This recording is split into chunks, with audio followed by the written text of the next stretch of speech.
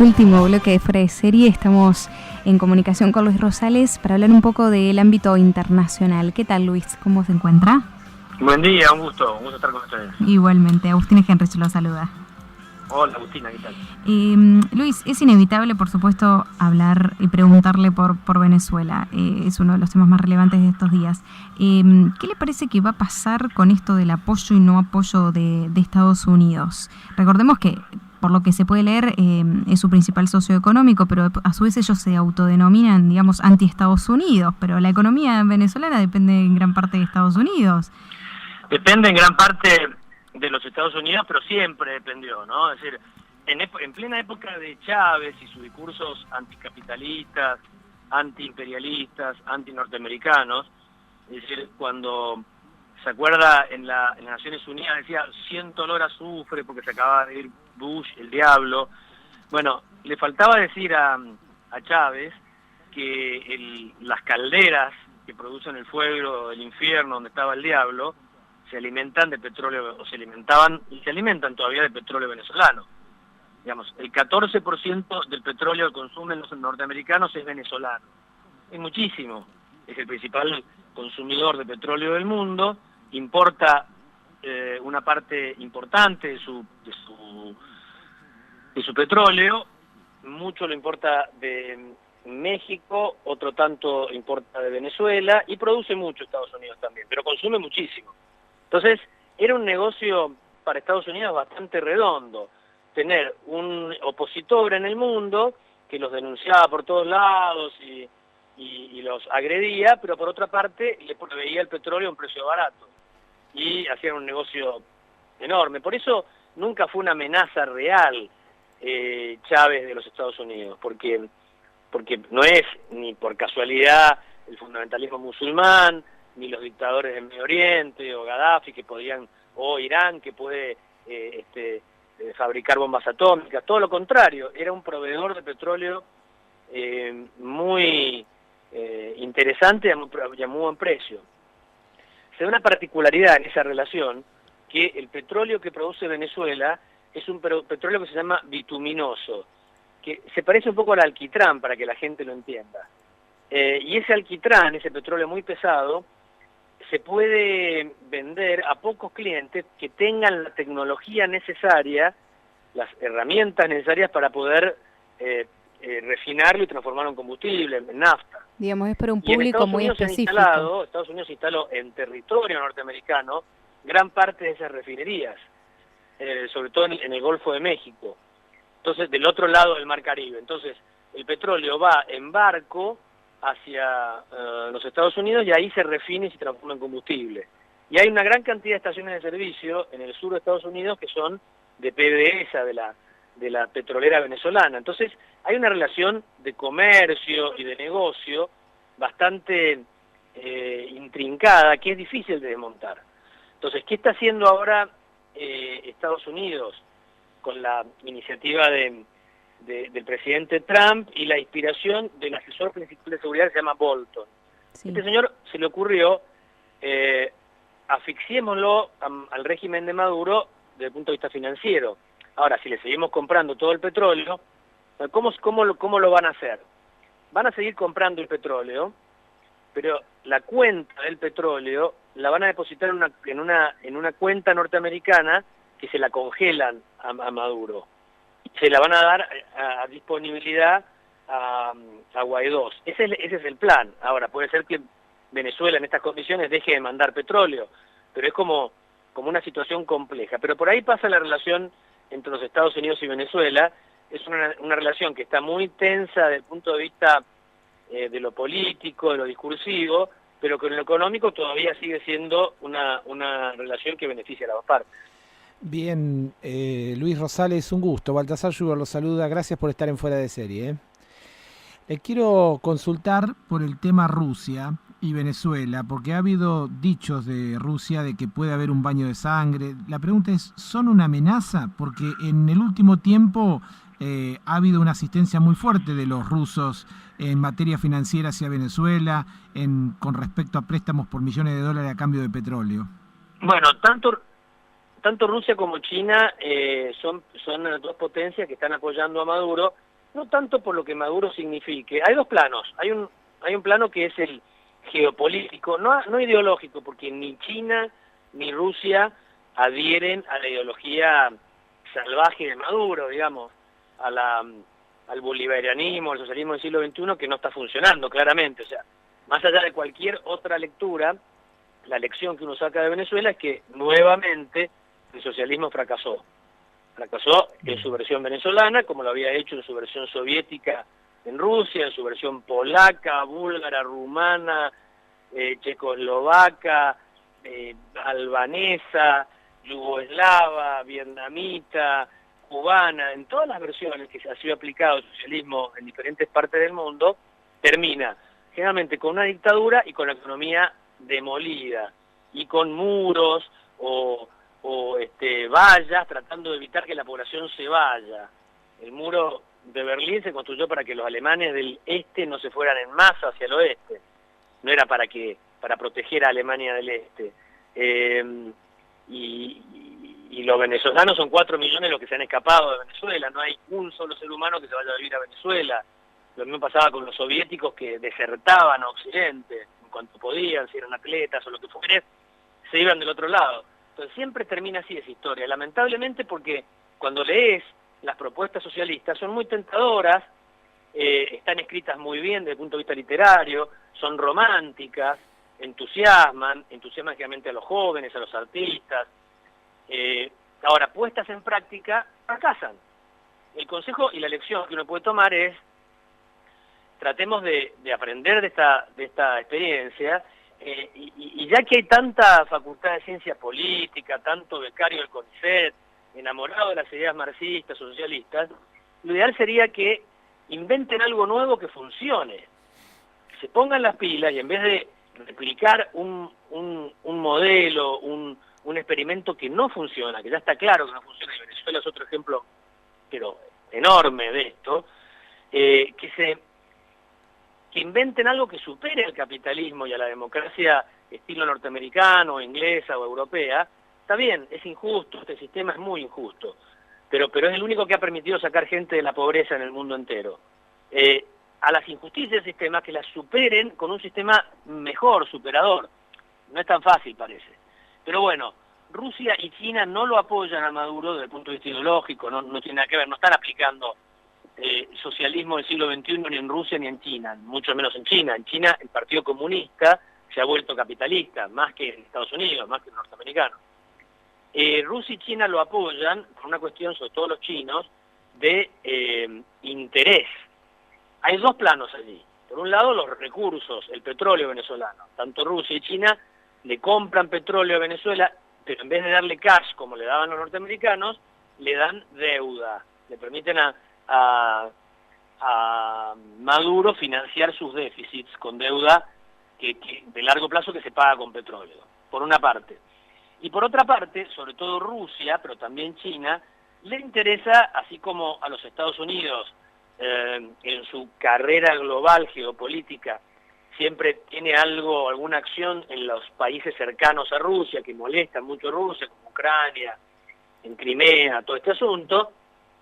Para los rusos y para los chinos también, cualquier acción en el patio trasero norteamericano, en el área de influencia norteamericana, Venezuela es claramente el Mar Caribe, es el lugar muy sensible para los Estados Unidos, cerca de Cuba, tener un foco de conflicto en el plan geopolítico global de chinos y rusos, competitivo con los Estados Unidos, no les viene mal. Entonces, por estas dos razones, estas dos potencias están detrás de este asunto. Claro, Luis, yo le iba justamente a preguntar eso, si no estamos viendo un nuevo capítulo de esta disputa histórica Rusia-Estados Unidos, como las tantas que hemos visto disputarse entre las potencias. Hay algo de eso, pero no está originado el conflicto de Venezuela en eso. No se puede decir que a Maduro le va mal porque lo que hicieron los norteamericanos y los rusos para que de esta forma encontraran otro lugar donde plantear sus diferencias. A Maduro le va mal porque el sistema que aplica es malo, porque a ver, no puede ser que un país que producía 3 millones de barriles de petróleo por día, a través de PDVSA, ahora produzca 1,5 millones de barriles por día. ¿Qué pasó? Es decir, algo muy malo pasó, porque no tuvieron una guerra, ni un desastre natural enorme, un flor de terremoto como en Haití o algo por el estilo. No pasó nada, pasó que administraron mal, que echaron a los que sabían, que llenaron PDVSA de militantes políticos, que asfixiaron a todas las empresas, que se fueron la mayoría de las empresas multinacionales porque no podían hacer negocios en Venezuela, las asfixiaron, que entre 3 y 4 millones de las personas más preparadas de Venezuela escaparon huyendo por la malaria económica. Entonces, pusieron en práctica el manual que se había puesto en práctica en Cuba antes y que fracasa lamentablemente. Entonces, hay algo de eso, de lo que vos decís, en cuanto a que detrás de este conflicto hay intereses de las potencias, es cierto, pero no que este conflicto se originó por los intereses de las potencias, porque en realidad el conflicto se ha originado porque Maduro perdió las elecciones del 2015, no aceptó el resultado y empezó a construir una legitimidad paralela a la Constitución, y la legitimidad que establecía la Constitución fue avanzando por otro lado, y ahora hay como dos polos que dicen ser poder legítimo en Venezuela. Y a todo esto hay que sumarle que la mayoría de la población, ampliamente, está disconforme. Y entonces Maduro no quiere aceptar eso porque se supone que ellos representan al auténtico pueblo. Ahora, ¿por qué no se resuelve con elecciones libres esto? Y tienen que armar esas elecciones inventadas que siempre arman los regímenes socialistas. ¿Por qué no dejan jugar realmente al pueblo venezolano y que lo decida? Se tiene que ir Maduro porque los venezolanos no lo quieren más. Que se vaya, ¿cuál es el problema? Claro. ¿Cuál es el problema? Y en esos dos polos que usted planteaba, obviamente que uno es Maduro, el otro es Guaidó, como bien decía también, Maduro está apoyado por Rusia, pero también por Turquía, México, El Salvador, Nicaragua, Irán, Bolivia, Uruguay y Cuba, que no son pocos. Y por el otro lado lo tenemos a Estados Unidos, nosotros los argentinos, Brasil, Paraguay, Chile, Colombia, Perú, Ecuador, Panamá, Costa Rica, Guatemala y Canadá, que estamos un poco del lado de Guaidó. ¿Cuál es la importancia real de este tipo de apoyo o no para Guaidó y para Maduro? ¿Hasta cuándo cree que va a durar esto? Bueno, súmele a Guaidó hoy la mayoría de los países de la Unión Europea. Sí, es verdad. Entonces, los países, yo te diría occidentales, en su gran mayoría lo apoyan a Guaidó. Y eso es muy importante, no tener a Estados Unidos, a la mayoría de sus vecinos importantes, ¿no? Y a Europa, para Venezuela es bastante complicado. No sé si con el apoyo de Cuba y China, más Rusia, alcanza, ¿no? Claro. Tiene el respaldo de lo que queda en América Latina del bolivarianismo, es decir, de Bolivia, Nicaragua y ahora México, que pide, al igual que Uruguay, negociación. No es que están apoyándolo ciegamente a Maduro. Hay unos países que están pidiéndole a Maduro que negocie. Claro, pero tampoco reconocen a Guaidó de una. Tampoco lo reconocen. Claro. Entonces, ¿en qué va a terminar? Y es una gran pulseada. Maduro lo que tiene a su favor, que le puede permitir la permanencia en el poder, es que tiene todas las armas de Venezuela. Claro. Y las está usando. Digamos, hay una represión feroz y un amedrentamiento muy grande a la gente.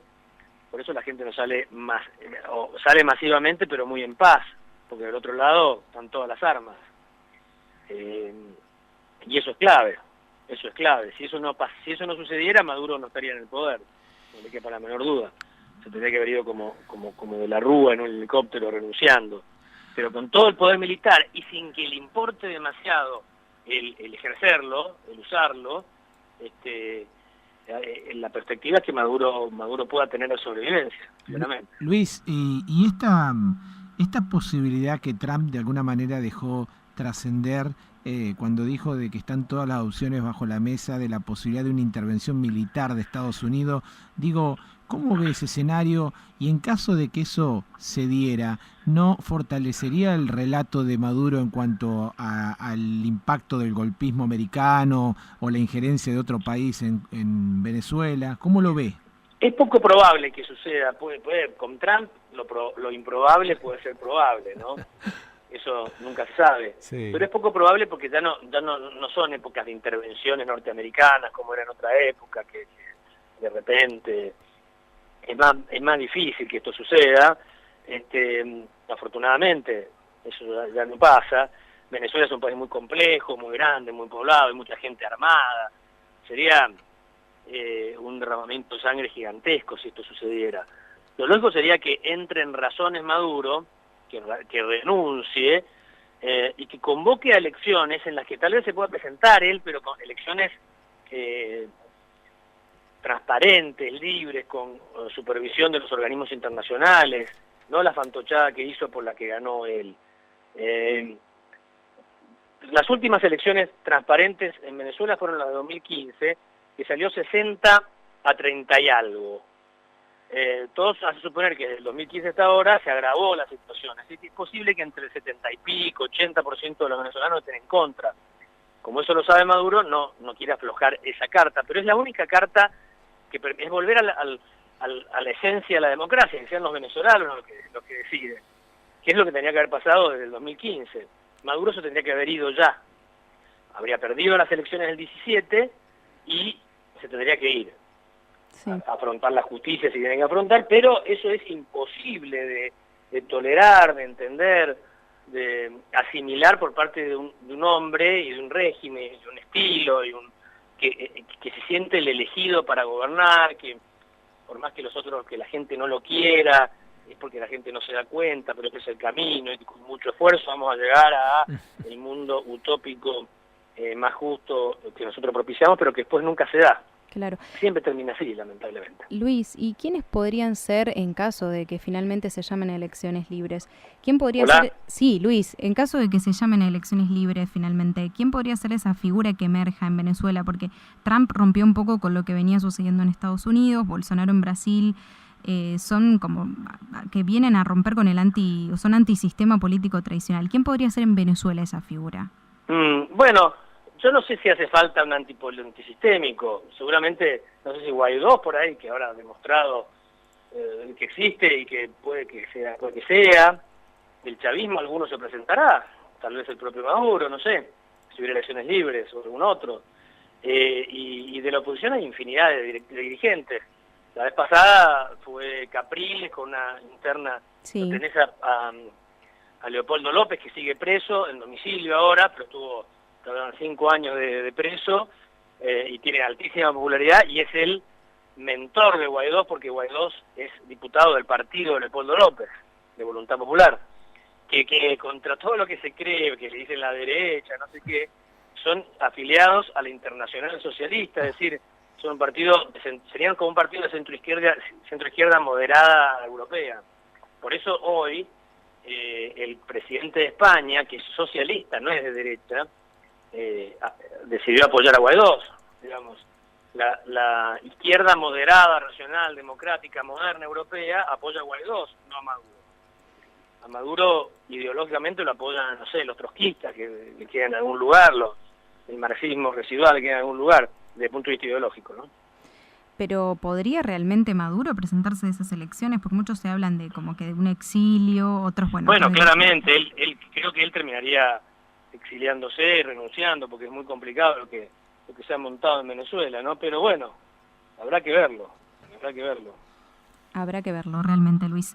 Muchísimas gracias por su tiempo. Sabemos que está de vacaciones, pero le agradecemos este tiempo para Fuera de Serie. El gusto ha sido mío. Igual, era el señor, y hasta luego. Luis Rosales, analista internacional, yo diría que ha dicho de todo, sí, como vos decís.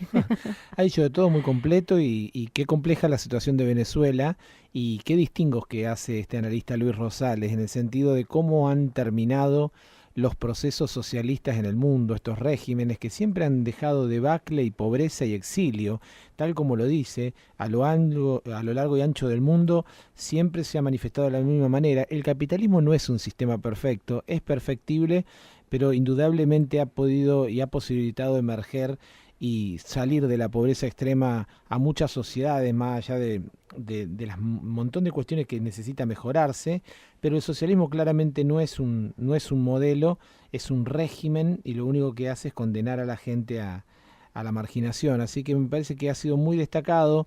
Indudablemente no se ve clara la salida de Venezuela, porque entre otras cosas, como lo dice bien Rosales, Guaidó tiene la legitimidad pero no tiene el poder, y Maduro tiene el poder y no la legitimidad. Y es una sociedad claramente dividida, con una grieta muy fuerte, donde el principal sostén de Maduro son las fuerzas militares y el dominio del narcotráfico, y de una sociedad en la cual han construido un relato dividiendo una sociedad. Nos hace acordar a otras expresiones incluso que vivimos en nuestro país, y es importante para la gente que muchas veces tiene un fanatismo por estos modelos, que si esos fueran sistemas tan espectaculares, la gente no se iría en una balsa en busca de un mundo mejor, como pasa. Exactamente. Lamentablemente, la gente tiene que huir de Venezuela, así que esperemos que esto se solucione lo antes posible, ¿no? Así es. A ver, dijo Luis, hay que ver qué pasa, en qué termina todo esto. Vamos a un poquito de buena música, como siempre, de Leo Guerra, y ya cerramos para eso.